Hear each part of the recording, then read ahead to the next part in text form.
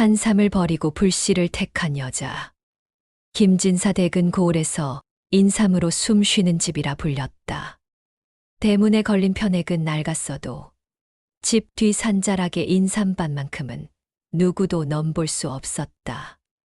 마을 아이들조차 알았다. 저 집은 땅속의 뿌리가 금이 되는 집이라는 걸. 그런 집에 연화가 들어왔다.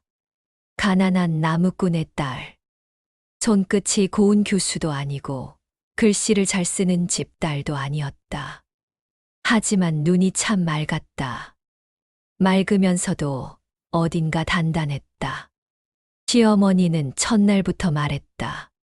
듣자 하니 내 친정은 장작으로 살아왔다지. 예, 어머님. 그럼 넌 인삼의 귀함을 모를 게다. 모르지 않겠습니다. 다만 귀한 건 오래 지키는 법부터 배워야 한다 들었습니다. 시어머니는 그 말이 기분 나빴다. 말은 번지르르하다 싶었다. 그래서 더 차갑게 굴었다. 연화가 부엌에 들어가면 말끝을 끊었고 마루를 지나면 눈길을 돌렸다. 하지만 연화는 자꾸만 집안을 살폈다. 집이 어떤 곳인지, 어디서 바람이 들어오고 어디서 물이 새는지, 누구의 마음이 헐거워졌는지. 첫 겨울이 닥쳤다. 눈이 길게 내렸다. 장작이 바닥났다. 불씨가 꺼져가니 밥이 끊겼다. 밥이 끊기니 말이 끊겼다. 그때 시어머니가 연화를 불렀다. 내일 산에 올라가 인삼을 캐와라. 그걸 팔아 장작을 사야겠다. 알겠습니다. 연화는 새벽에 산으로 올랐다. 눈이 종아리까지 차올랐다. 인삼밭은 눈 아래 잠들어 있었다.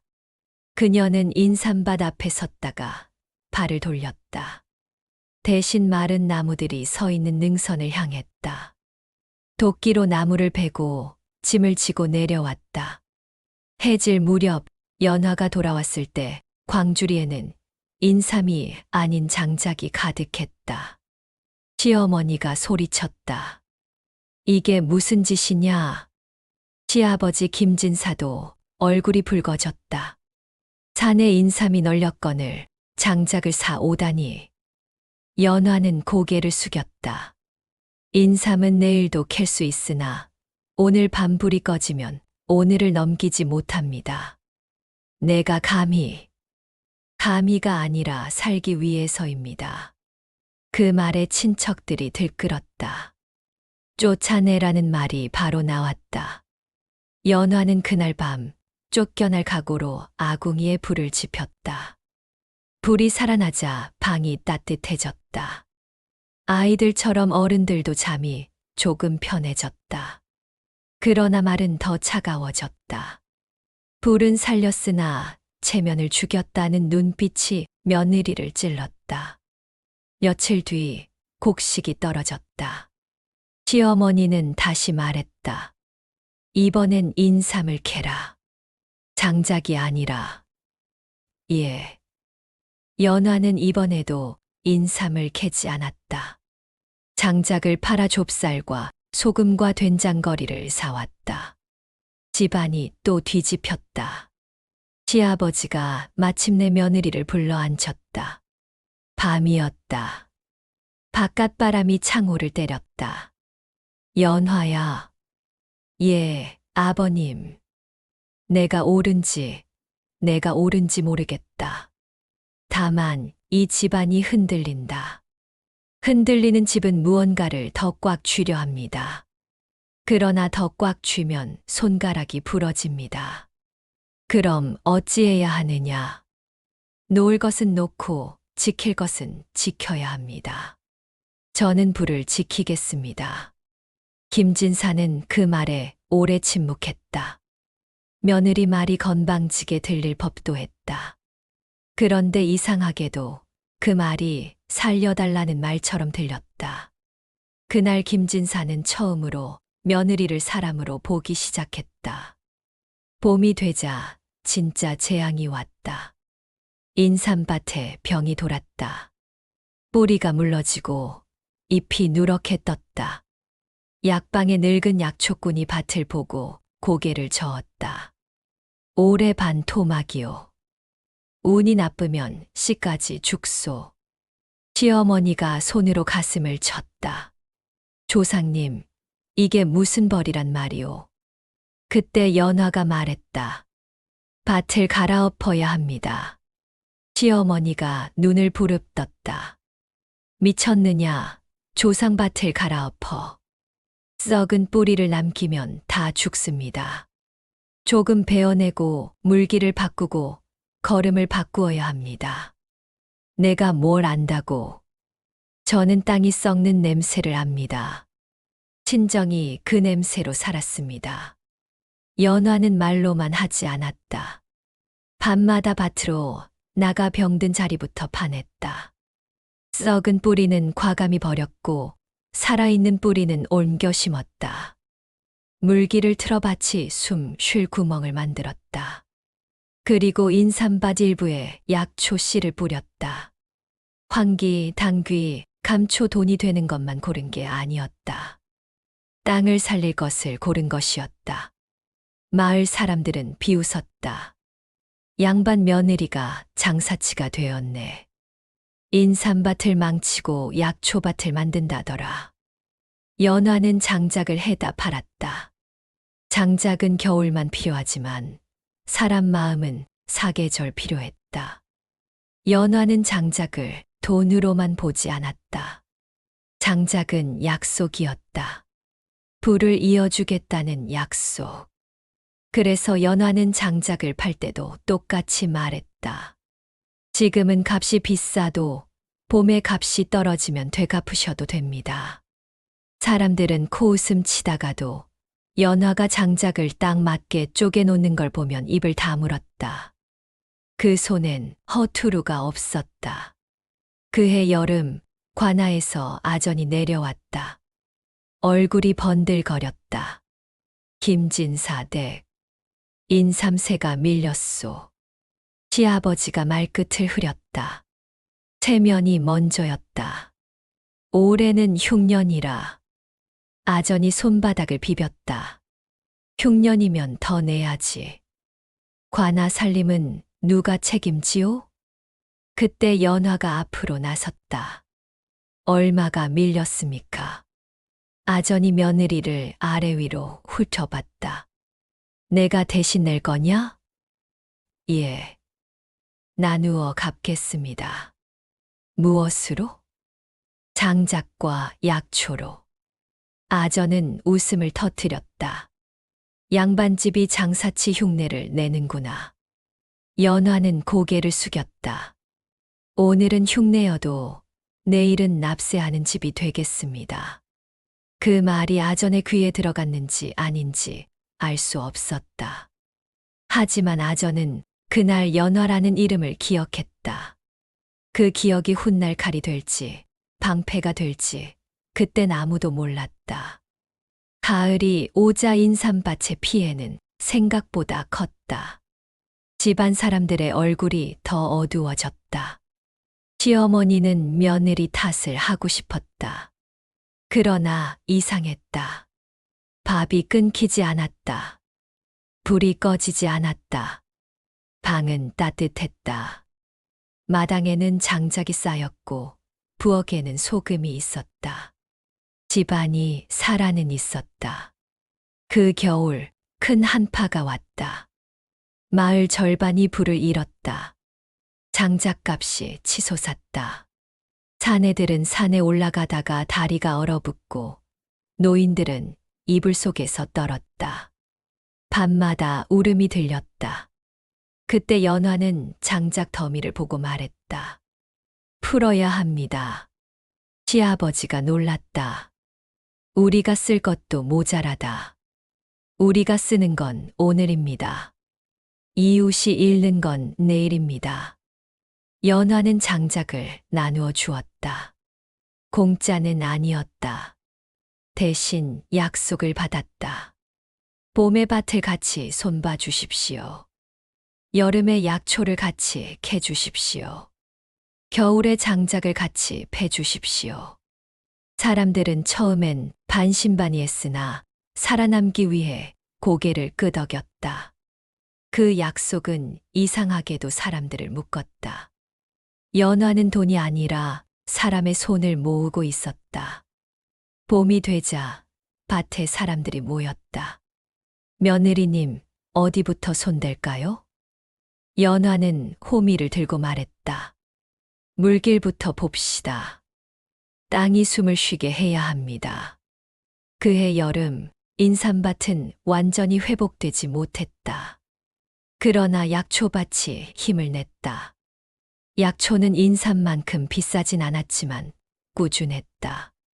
꾸준함은 무서웠다. 소소한 돈이 매달 들어오자 집안의 숨이 길어졌다. 숨이 길어지자 마음이 돌아왔다. 문제는 그 다음이었다. 김진사 댁에는 옛날부터 붙어 먹던 친척이 하나 있었다. 김진사의 사촌 동생, 이름은 김도윤이라 했다. 글은 조금 읽었으나 마음이 비틀어져 있었다.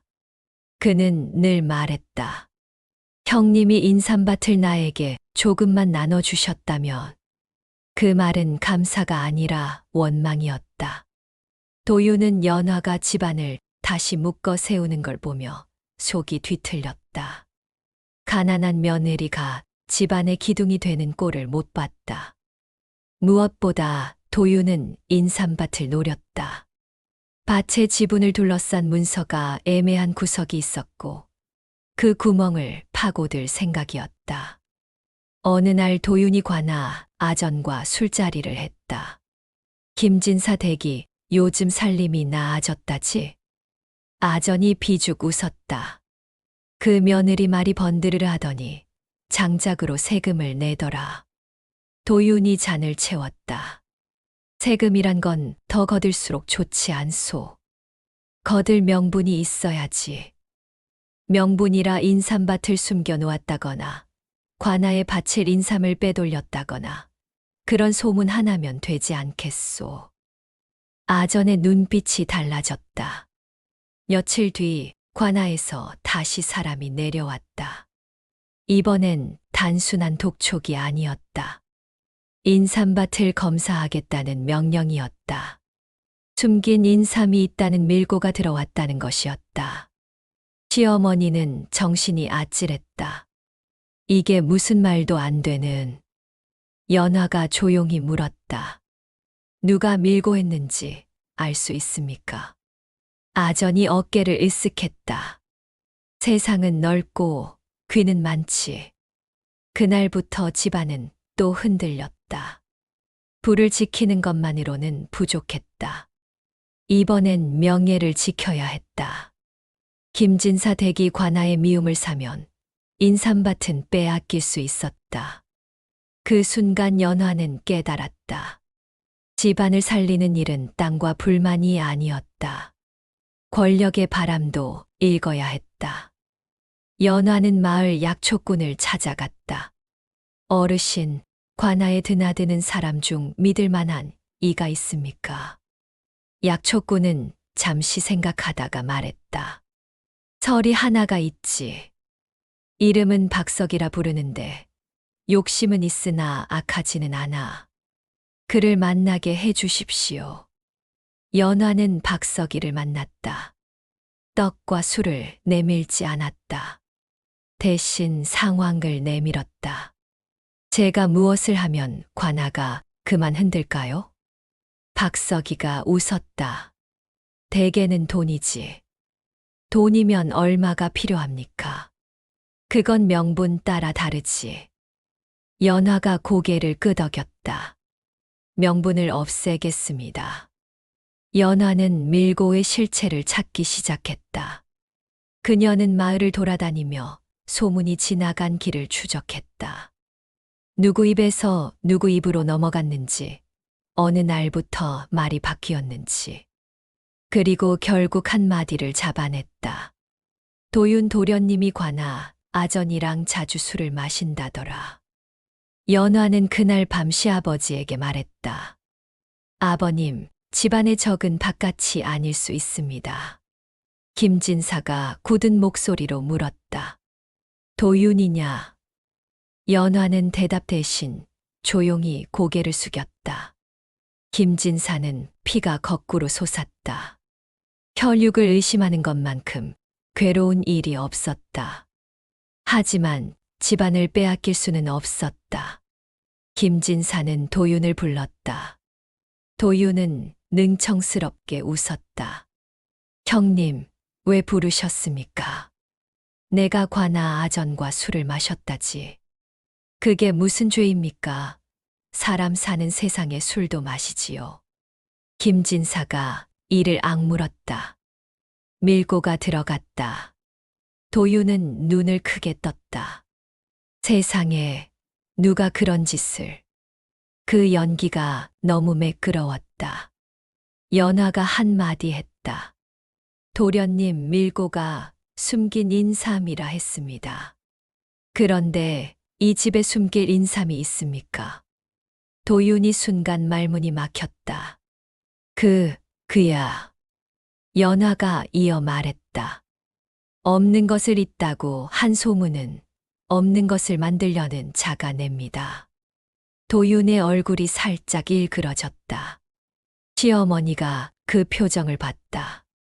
어머니는 자식의 얼굴에서 거짓을 본다.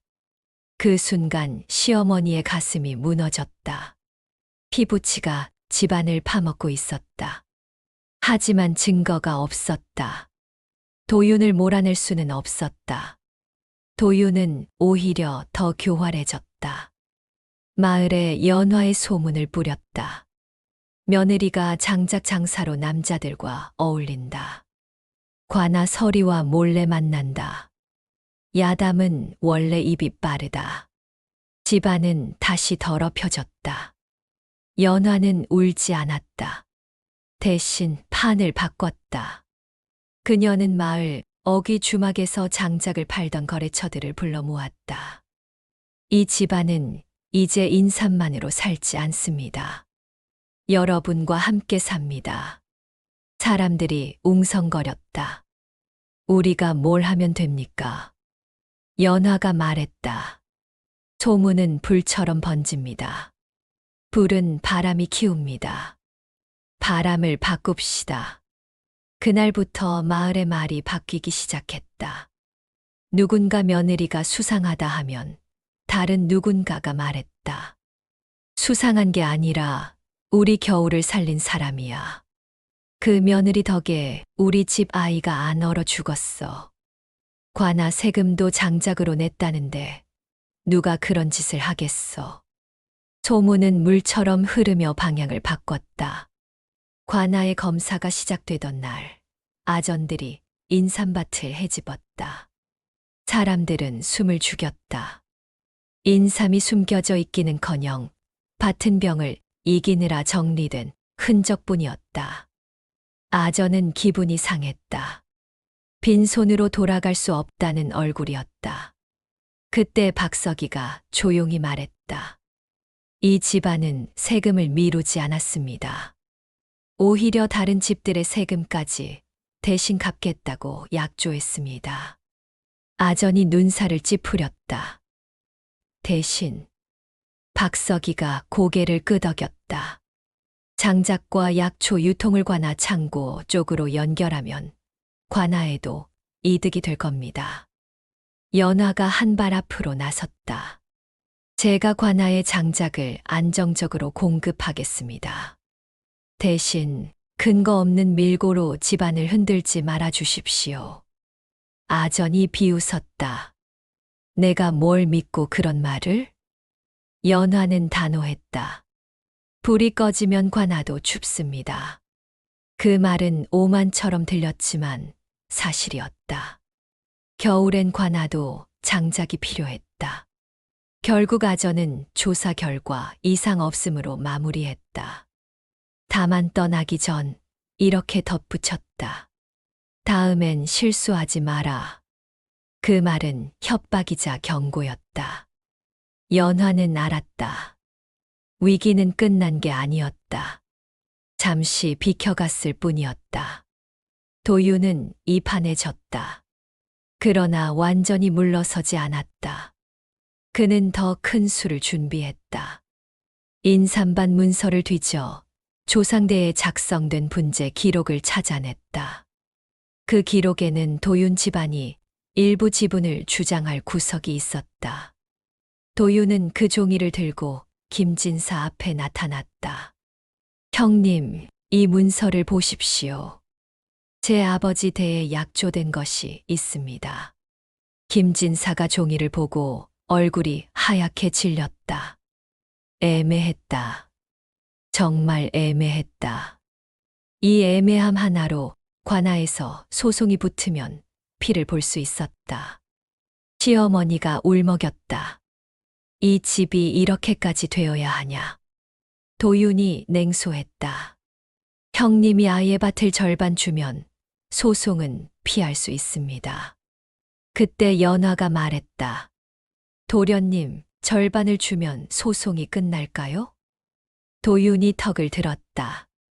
그럼 끝이지. 연화가 고개를 저었다.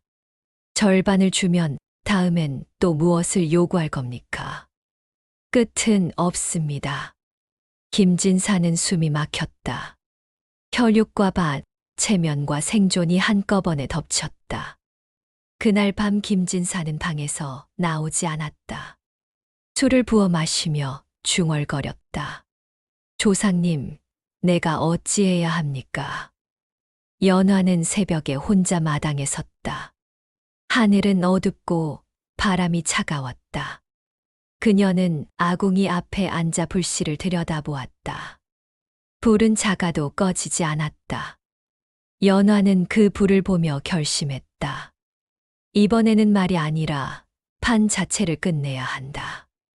연화가 택한 방법은 소송이 아니었다. 소송은 시간과 돈이 든다. 그리고 무엇보다 소송은 집안을 더 더럽힌다. 연화는 도윤이 원하는 게 절반이 아니라 주도권임을 알았다. 그래서 주도권을 빼앗기로 했다. 그녀는 마을의 상단, 특히 장작과 약초를 다루는 중간상들을 불렀다. 그리고 이런 제안을 했다. 저희가 물량을 안정적으로 공급하겠습니다. 대신 거래 장부를 공개하겠습니다. 상인들이 놀랐다. 장부를 공개한다고? 연화는 고개를 끄덕였다. 숨기는 게 많을수록 약점이 됩니다. 저는 숨길 게 없습니다. 그 장부 공개는 파장이 컸다. 왜냐하면 상인들 사이에서 장부는 칼과 같았기 때문이다. 장부를 공개한다는 건 자신을 내어놓는 일이었다.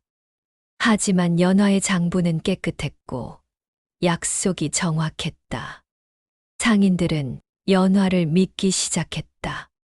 그 믿음은 곧 연화 상단이라 불리는 흐름이 되었다. 마을 사람들은 말하기 시작했다. 김진사 댁은 이제 인삼집이 아니라 장작과 약초의 길목이야. 저 집을 건드리면 마을 장사판이 흔들려. 도윤은 그 말을 듣고 얼굴이 일그러졌다. 자신이 밭을 반 떼어가도 이제는 별 의미가 없었다.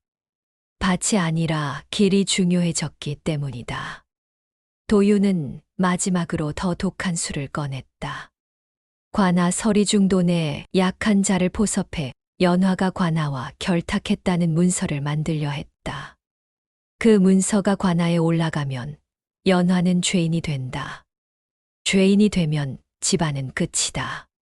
그런데 연화는 이미 박석이에게 한마디를 해둔 상태였다. 박석이님, 누군가 제 이름으로 거짓 문서를 만들 수 있습니다. 그날이 오면 제발 먼저 제게 알려주십시오. 박석이는 처음엔 웃었다. 누가 감히? 연화가 말했다.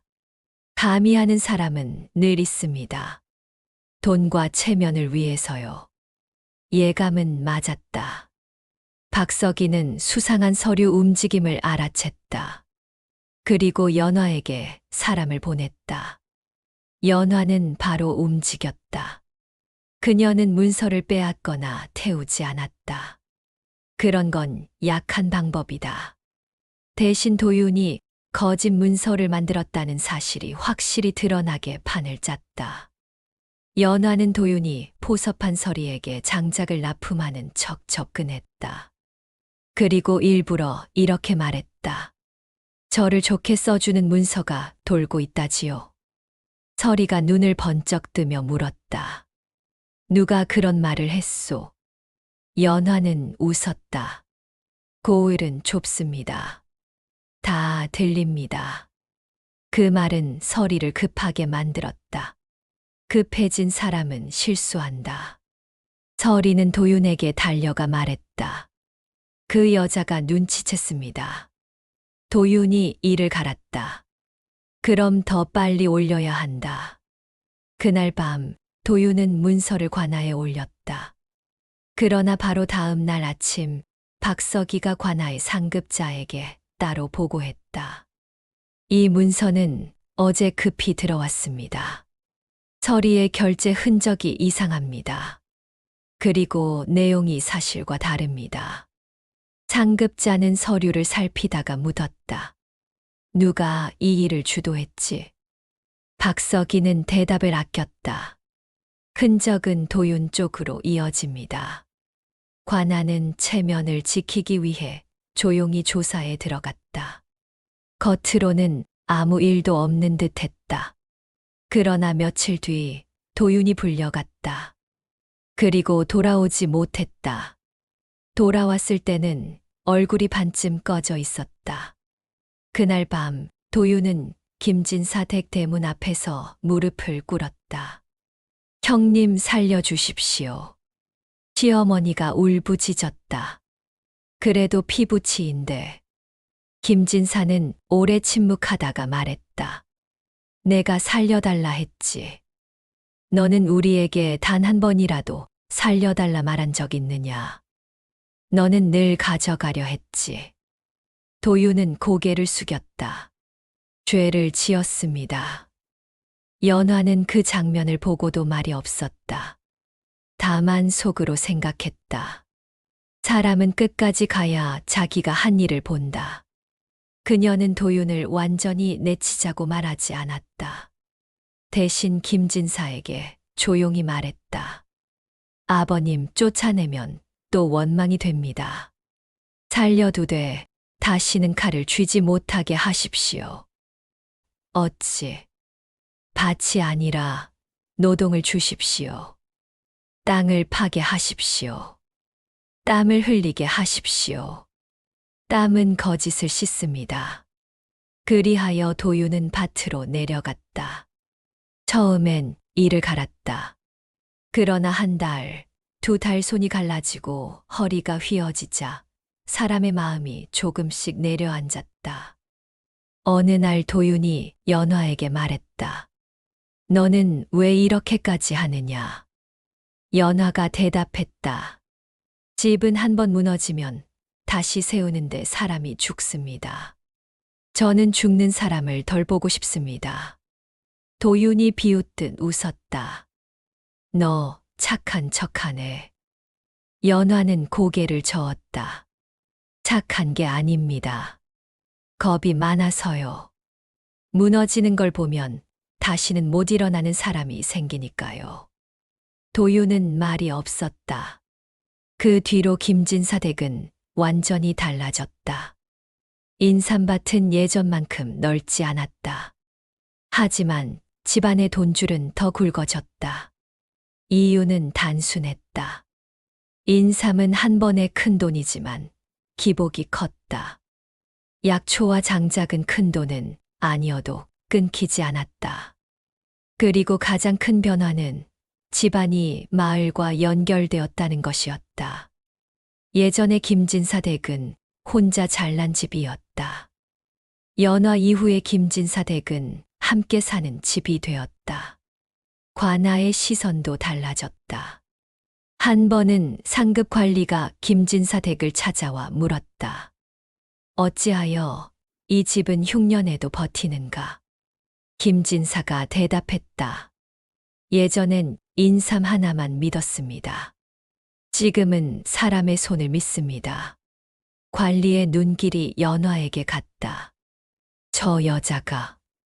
김진사가 고개를 끄덕였다. 예. 관리도 사람인지라 그런 집은 함부로 못 건드렸다. 이유는 간단했다.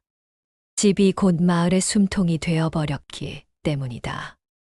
몇 해 뒤 다시 큰 흉년이 왔다. 이번엔 다른 의미로 장작을 베던 산에 벌목금지령이 내려왔다. 산이 망가져 홍수가 났기 때문이다. 장작을 못 구하면 겨울이 위험해진다. 마을이 술렁였다. 사람들은 연화를 찾았다. 며느리님, 이젠 어쩌죠?